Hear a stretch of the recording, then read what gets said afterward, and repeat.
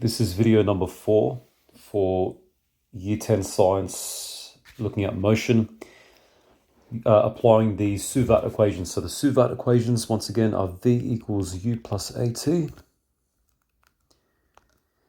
S equals UT plus a half AT squared, and V squared is U squared plus 2AS.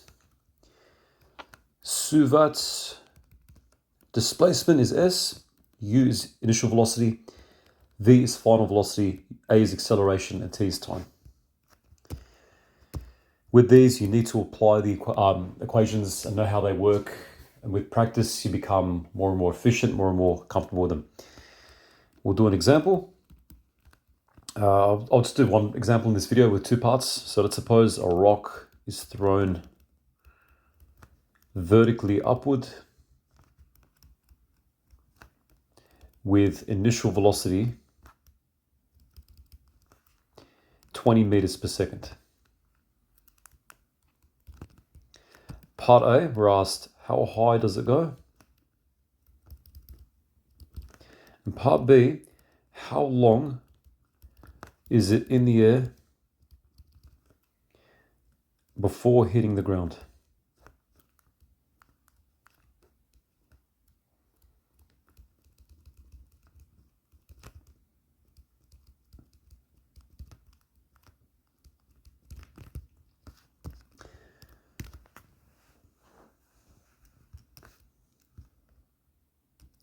Step 1, given. Okay, we're given initial velocity 20 meters per second. So that's U to 20 meters per second. Now, even though it's not given explicitly, it's implicitly given, indirectly given. V is 0 meters per second. Because when you throw something vertically, think of the rock here, throw it vertically, it gradually slows down until it hits a velocity of 0 at the top of its motion, the peak of its motion. And once again, you can try this right now. Even if you have a slow-mo camera on your phone, you can even try it and see it more accurately. It will stop momentarily. V is 0, velocity is 0 at the top of its motion. Then it goes back down and its speed increases. So V, velocity has a direction. It's the same thing as speed, but it has a direction as well. So vertically, upward, implicitly implies that the velocity at the top of its motion is 0. Anything, you throw anything up, it'll hit a velocity of 0 momentarily for a split second, then it'll come back down again. And it has to be 0 at the top of its motion in order to change the direction. That's the only way for it to occur.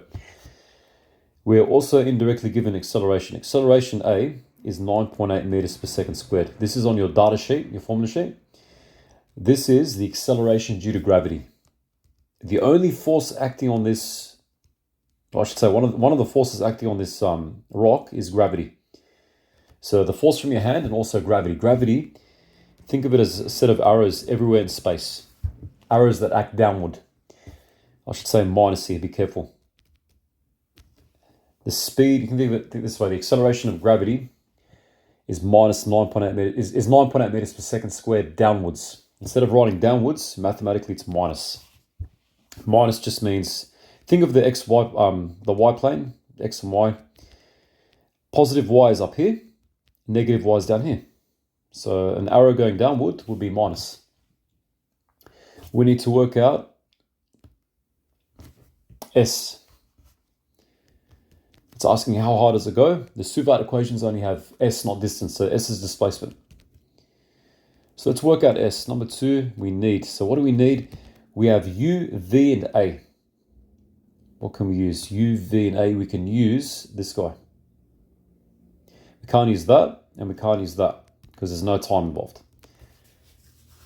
So students complicate this a lot. It's not that complicated. Just look at which equation makes most sense to you, which one you would use due to what you're given. So you would need V squared is U squared plus 2AS. And number 3, sub and solve. Okay, V is 0 squared. U squared, U is 20 squared plus 2. A is minus 9.8. S. In other words, 0 is just 400 minus 19.6s, okay? So 2 times minus 9.8 is minus 19.6. Okay, take this guy over, becomes negative 400, is equal to minus 19.6. The minus 19.6 stays where it is.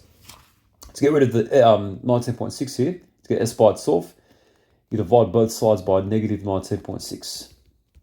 Okay, because they cancel out, you're left with s, and the negative and negative here cancel. Rewrite it, and you'll get 400 divided by 19.6, which is just 20.4 meters to 1 decimal place. That is your displacement. That's how high the rock goes in the air. Okay, it's important to specify how many decimal places too. So I can go back over it briefly. So a rock is thrown vertically. So draw a picture to help you. Vertically upward with initial velocity of 20 meters per second. Picture it momentarily stopping midair. That means the velocity is 0, okay? If anything stops, its velocity is 0. And we need to work out the height, the displacement s, which is what we've done. Part B, how long is it in the air before hitting the ground? Now, part B indirectly tells you time. You need to calculate time.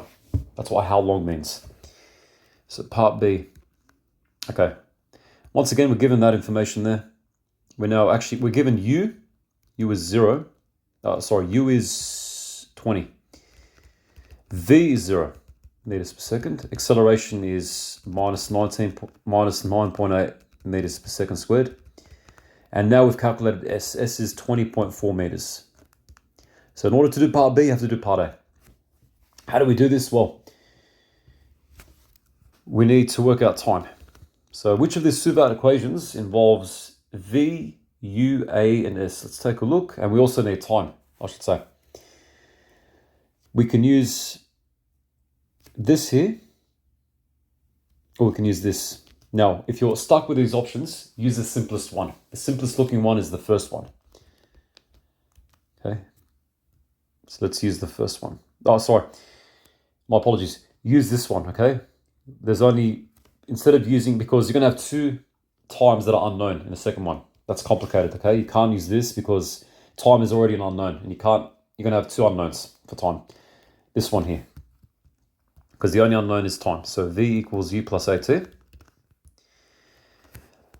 V is 0. I mean, you really don't need to use S in this case, but anyway. U is 20. A is minus 9.8. T. Once again, algebra, rearrange, take this guy over, get minus 20. So you get this. And T equals, dividing both sides by minus 9.8. You get this. Minuses cancel out and you get 2.04 seconds. However, be very careful here. This is the time it takes to reach the peak of its motion. The question is asking, how long is it in the air before hitting the ground? So we have the time it takes to go up. We also need the time it takes to go down. So we need to times this by 2, double it. When you times it by 2, you get 4.08 seconds. And that's your answer. This is more of a band 6 question. So maybe a small handful of students can get this right in an exam. I'm hoping a lot more students can get it right. This is usually asked in like a yearly exam. Half yearly maybe, but typically a yearly exam. This would be a great question to put in a yearly exam. For students wanting to do physics, just to test them, to make sure they know what they're doing.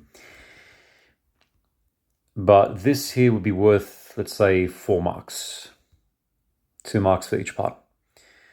So I'll go over it again for part B. Part B, you need to work out how long the rock is in the air before hitting the ground.